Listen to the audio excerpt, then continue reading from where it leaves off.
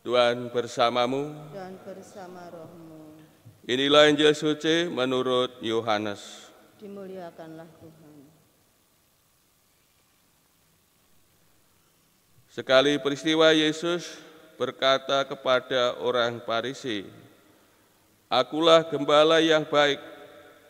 Gembala yang baik memberikan nyawanya bagi domba-dombanya.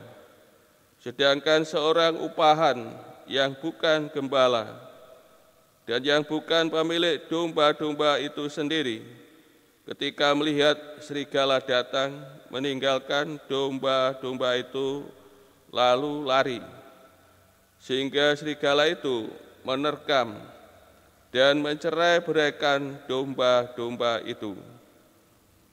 Ia lari karena ia seorang upahan dan tidak memperhatikan domba-domba itu. Akulah gembala yang baik, aku mengenal domba-dombaku, dan domba-dombaku mengenal aku. Sama seperti Bapa mengenal aku, dan aku mengenal Bapa. Dan aku memberikan nyawaku bagi domba-dombaku.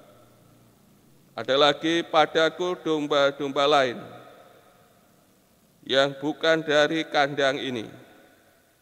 Domba-domba itu harus kutuntun juga.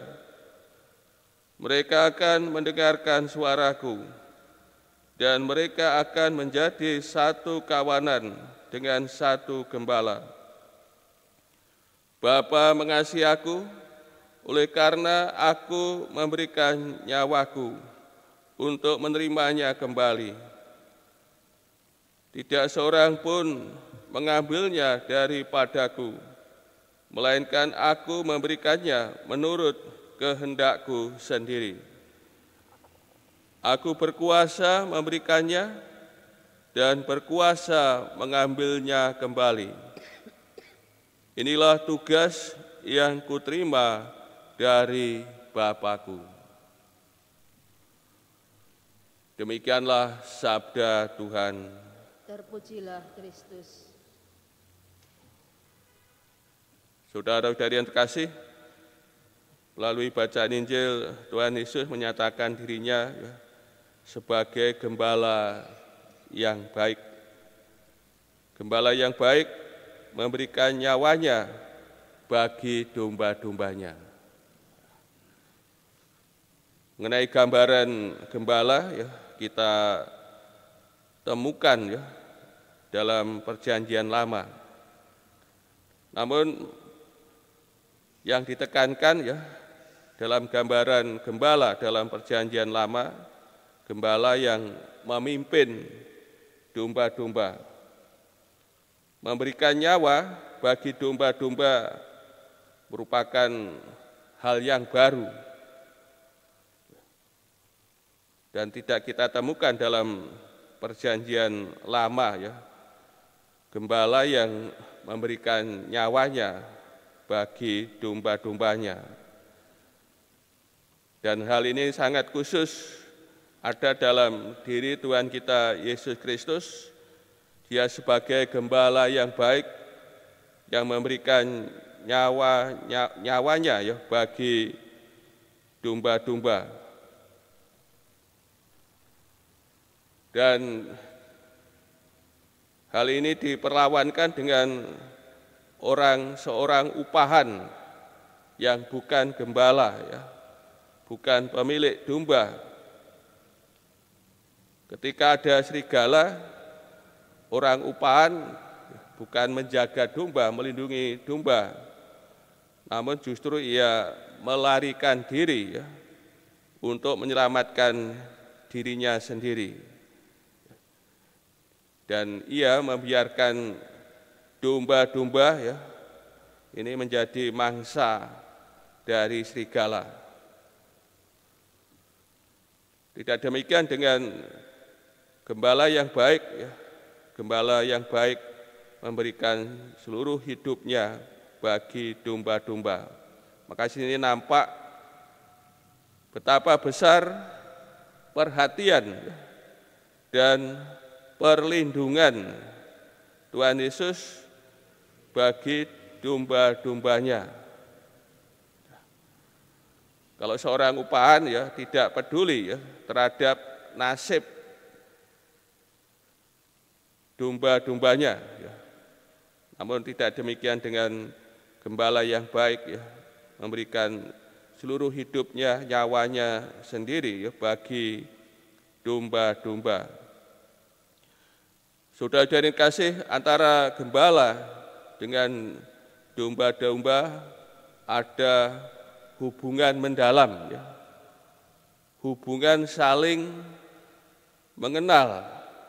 Di sini saling memperhatikan ya dalam kesatuan kasih antara Tuhan Yesus dengan domba-domba.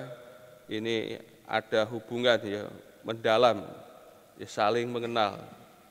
Dan yang menjadi dasar bahkan model dan sumber kedekatan antara domba dengan gembala adalah kesatuan kasih antara Bapa dengan Putra. Mereka saling mengenal, dan kesatuan kasih ini ya, dilimpahkan kepada kita ya domba-dombanya. Dan bagian yang terakhir yang ditegaskan ya hubungan Tuhan Yesus ya dengan Bapanya ya dalam hal memberikan ya nyawanya. Bukan pembunuh ya, yang membunuh Tuhan Yesus, yang mengambil hidup Tuhan Yesus, namun Tuhan Yesus Kristus sendiri berkenan memberikan hidupnya ya, nyawanya. Dan di sini tidak nampak soal kekalahan yang dialami oleh Tuhan Yesus karena wafatnya. Namun Tuhan Yesus dengan ikhlas ya, memberikan hidupnya, nyawanya untuk domba-domba, dan akhirnya ya ia mengambilnya ya kembali ya, atas hidupnya. Sudah dikasih melalui sabda Tuhan ini, kita sebagai domba-domba yang harus kita perhatikan ya, dalam relasi kita dengan Tuhan Yesus sebagai gembala kita, yaitu hendaknya ya, kita harus mengenal ya gembala kita.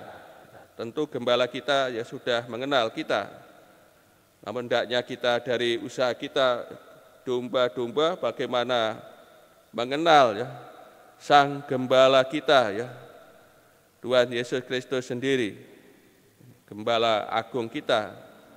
Maka hendaknya dari diri kita ada usaha, perjuangan untuk mengenalnya. Mengenalnya tidak hanya dengan pikiran, namun terlebih juga dengan hati kita.